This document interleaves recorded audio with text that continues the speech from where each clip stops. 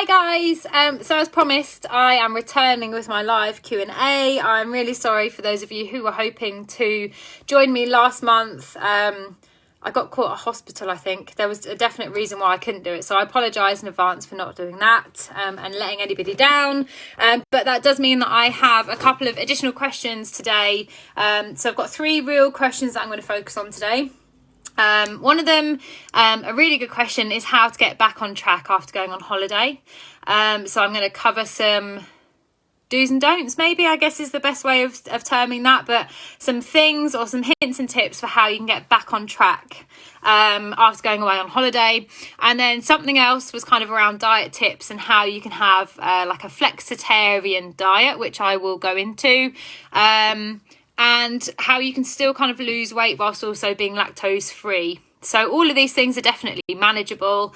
I think it's just kind of adapting. We're used to things working, you know, we go to the gym or we eat the same as we've always eaten and we assume that things should always do the same for us. But actually when you develop some kind of health condition or, you know, a lactose intolerance, or you decide that you don't really want to eat meat and fish anymore, those kinds of things are quite big changes within your life. But if you can really focus on them as being positives, and kind of do your research or speak to a professional who knows more about it, like myself or a nutritionist or your GP, or a nutrition specialist kind of from within the GP practice, it will become quite clear that now, compared to years and years ago, where there weren't any options for people who, you know, were lactose intolerant, and there was very little that you could choose between. There's so many different options now. So let's go for lactose free first. Because I think it's really important that people understand what it is. So lactose is basically the sugar that is within natural dairy products. And people who are lactose intolerant, that just means that their body is unable to break down the sugar within the dairy. So it can cause them real discomfort. It can cause bloating. It can cause diarrhea. It can cause sickness. It can cause really kind of bad IBS and things like that. So it's really important that people who have been diagnosed as lactose free have some real good understanding around what their dairy-free alternatives looks like. So dairy-free milk would be things like Outpro is a great, I mean, obviously there's lots of other brands, but Outpro is a really good brand for lactose-free because they do a whole range of milks and yogurts and cheeses. And if you know and like and trust a brand, if you've tried it and you know that it agrees with your body, you want to be able to kind of pick and choose everything with them. So I would say that definitely Outpro is a great alternative, and actually they have started to kind of branch out now into flavoured yogurts.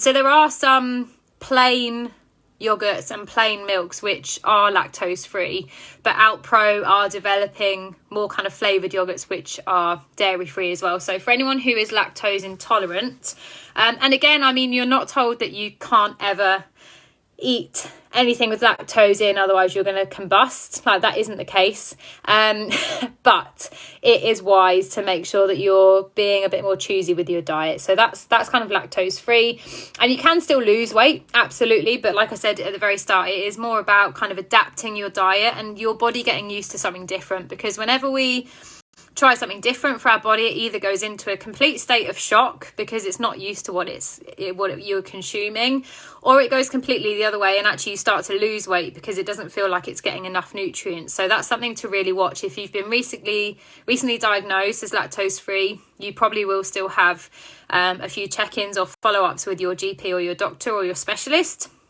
But just keeping a track on exactly what you're eating and perhaps how it's making you feel. It's all around that kind of gut health. So hopefully that is helpful. Outpro and many other brands, like I say. But your dairy-free alternatives like oat milk, soya milk, coconut milk, those kinds of things which will be easily added into a diet.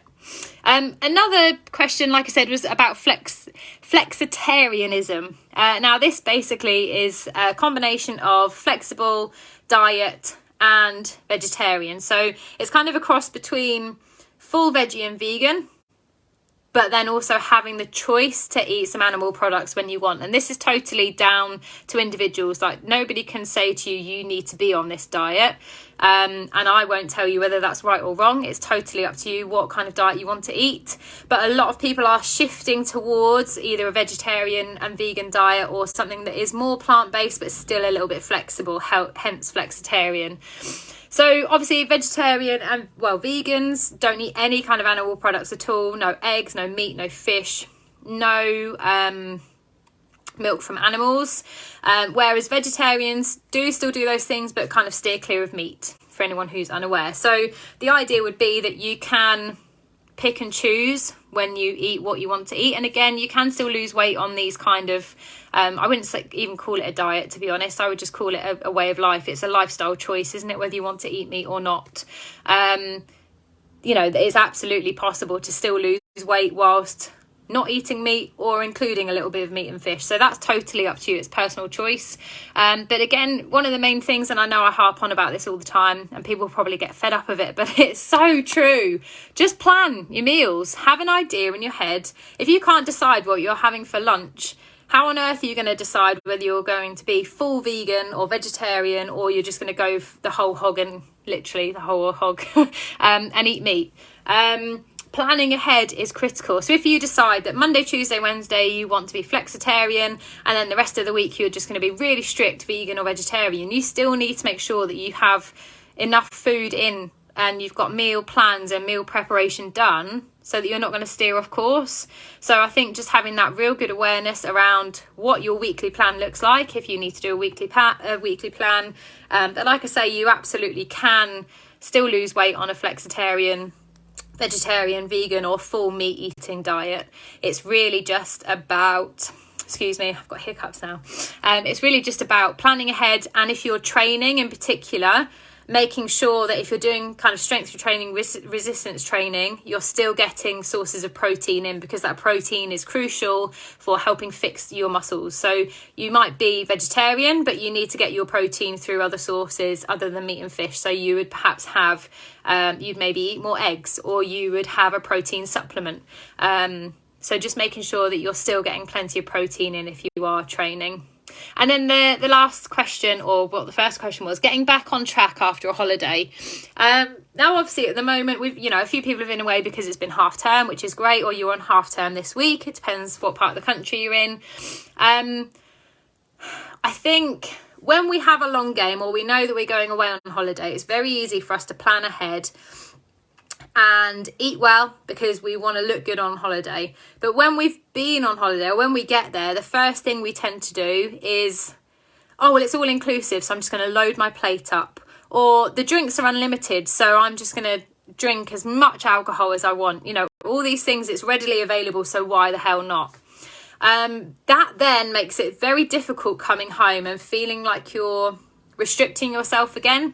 So one thing I would do actually to manage your expectation is, even before you go on holiday, accept that if you've trained really hard but now you know you're going on holiday and you know you're going to go completely overboard and eat and drink whatever you want, it's going, okay, I'm okay with this. You need to be okay with that before you go away. There's no use being on holiday 3 days in and going, oh God, I really don't feel great. You are going to feel more sluggish if you're eating and drinking things that you don't normally eat, or you've got a real rich variety of foods, or you're drinking loads of alcohol which you're not used to drinking. Your body's going to be going, what on earth is going on? So it's natural to feel that kind of slump in the middle. Let's say if you're going away for a week, it's really natural to feel that slump. And actually towards the end of the week, sometimes people report feeling that they don't really want to go and eat at all. They don't eat much for breakfast. They don't go in really for lunch. They won't have a lot at dinner time. And their drinking might kind of slowly taper off as well, just because it's exhausting. And actually your body will be knackered from trying to process all those foods and toxins through alcohol that it hasn't had before. But another really great way is kind of planning for when you return before you go away. So if you're somebody who, I don't know, uses Ocado or Tesco's or wherever you shop, if you do order your food to be delivered for when you come home, if you know that you want to jump straight back onto your healthy eating regime and going back to the gym and all those kinds of things, make sure you get that sorted before you go away, so that when you get home, you know you're gonna, you receive your order, your fridge is going to be full of all the things that you know that you want to be eating and you want to be back on track. So really kind of planning ahead. And then the last thing really is actually, if you've trained just to go on holiday and then you've kind of sustained your holiday, you've been away, you felt amazing when you got there and you're quite happy to kind of not go back to training when you come home, that's okay as well. There's no pressure. Nobody's forcing you to do any of these things. We all want to look great when we go on holiday, but actually, again, managing that expectation of what do you want to achieve when you come home? Do you want to jump straight back into weight loss, fat loss, hitting the gym 5 times a week, counting your calories? Or have you achieved what you wanted to achieve and actually you just want to go for enjoyment? So there's that real element of working out. Again, be an adult, work out what you want to achieve from coming back from holiday. Do you want to get straight back into the routine? And if so, set yourself up for success. Make sure you've got your gym classes booked. Make sure you've got your food delivery on order. Make sure you've got a meal plan ready for when you get home, because that's the last thing you want to do if you fly back in late and you've got to get up for work the next day. Just as an example, but also actually being okay with the fact that you've worked really hard up to your holiday and actually you're okay now with having a few weeks off and slowly kind of get yourself back into the routine. So I hope that's helpful. Thank you to the few people who have logged on and off in between me starting and me about to finish. This will obviously be posted to the group as soon as I come off the live broadcast as well. And same time and last Wednesday of the month next month. So please feel free, if you've got any questions off the back of today's session, or if you go away and think of something that you'd really like me to cover on my next live, send me an email, drop me a message on WhatsApp or over Facebook, and hopefully I can include that in the next session. But I hope you're all well, and any questions off the back of this session, like I say, just drop me an email or a WhatsApp message, and I look forward to catching up with you all again same time next month.